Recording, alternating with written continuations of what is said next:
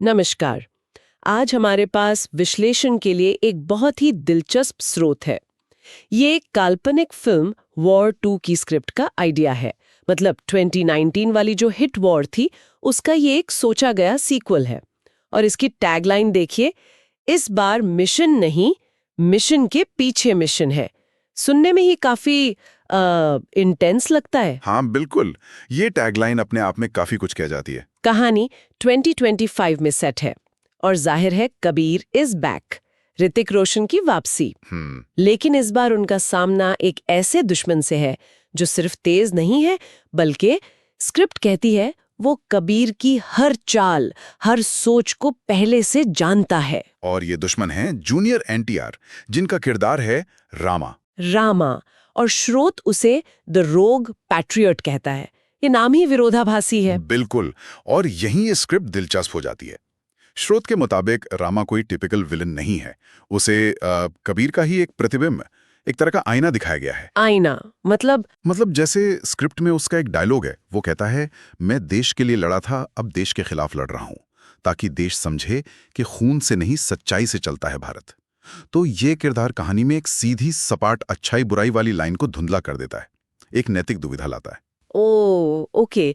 तो रामा सिर्फ physical threat नहीं है, बल्कि कबीर के लिए एक तरह से आइडियोलॉजिकल चैलेंज भी है। खासकर तब जब पिछली फिल्म में खालिद को खोने के बाद स्क्रिप्ट बताती है कि कबीर अब थोड़ा भावनाओं से दूर सिर्फ टारगेट पर फोकस करता है। सही। स्रोत ये तो नहीं बताता कि कबीर सीधे सीधे कैसे रिएक्ट करता है, पर रामा के तरीके कबीर जैसे ही हैं। शांत एंट्री, स्मार्ट एग्जिट, प्लानिंग, वो कबीर को उसी के खेल में चैलेंज कर रहा है। और रामा का वो डायलॉग, तू देशभक्त है, मैं राष्ट्रद्रोही नहीं, फर्क सिर्फ नजरिए का है, ये इस टकराव के कोर आइडिया को पकड़ता है। अच्छा, तो ये नजरिए का फर्क ही शायद उस टैगलाइन का मतलब है, मिशन के पीछे मिशन, कि जो दिख रहा है वो सच नहीं है। एग्जैक्टली, बिल्कुल। ऐसा लगता है कि ये सिर्फ दो एक्शन हीरो की भिड़ंत नहीं है, ये दो अलग अलग विश्वासों की, शायद देशभक्ति की दो अलग अलग परिभाषाओं की टक्कर है। सही और गलत कितना सब्जेक्टिव हो सकता है, इस पर यह स्क्रिप्ट सवाल उठाती है। ये तो कहानी को काफी लेयर्स दे देता है। वैसे एक्शन फैंस के लिए भी काफी कुछ है इसमें। स्क्रिप्ट में जिक्र है एक टनल बाइक चेज है, कोई जंगल स्नाइपर सीन। हाँ, और एक डेजर्ट फेस ऑफ का भी जिक्र है, जहां रामा एक हाथ में गन और दूसरे में तिरंगा लिए। विजुअली काफी स्ट्राइकिंग इमेज हो गई है। और तो और टाइगर का कैमियो और कर्नल लूथरा की वापसी का भी हिंट है। मतलब वाईआरएफ स्पाई यूनिवर्स को और एक्सपैंड करने का प्लान साफ दिखता है। पठान, टाइगर, कबीर सब जुड़ रहे हैं। हाँ, वो यूनिवर्स वाला एंगल तो है ही, लेकिन एक्शन और यूनिवर्स बिल्डिंग से भी ज्यादा जरूरी वो मिशन के पीछे मिशन वाली बात लगती है।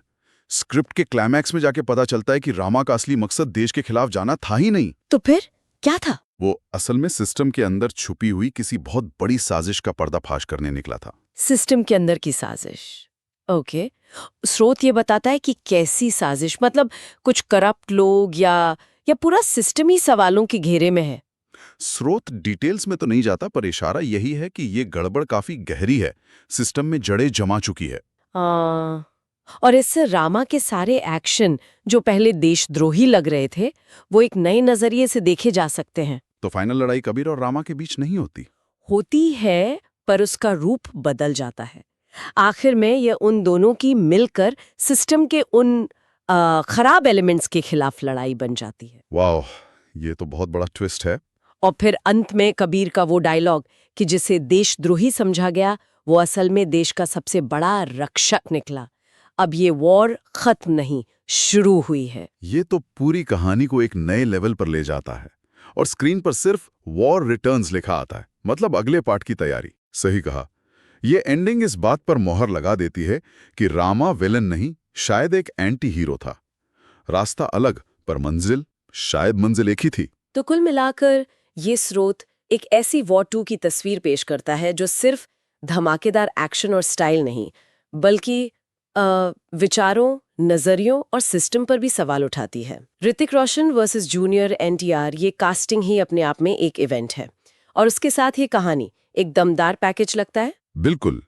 ये स्रोत इस आइडिया पर जोर देता है कि कभी-कभी जिसे हम दुश्मन मान बैठते हैं, उसका मकसद कहीं ज्यादा गहरा, ज्यादा कॉम्प्लेक्स हो सकता है। हो सकता है वो हमारे ही उसूलों का, हमारे ही सिद्धांतों का एक दूसरा, शायद ज्यादा मुश्किल रास्ता चुन रहा हो। और ये कहानी एक सवाल जरूर छोड़ जाती है सोचने के लिए कि सच्ची देशभक्ति क्या हमेशा मौजूदा सिस्टम या सत्ता के साथ खड़े होने में ही होती है, या कभी-कभी उस सिस्टम की खामियों के खिलाफ आवाज उठाना भी देशभक्ति का ही एक रूप हो सकता है। ये बाकी सोचने वाली बात है।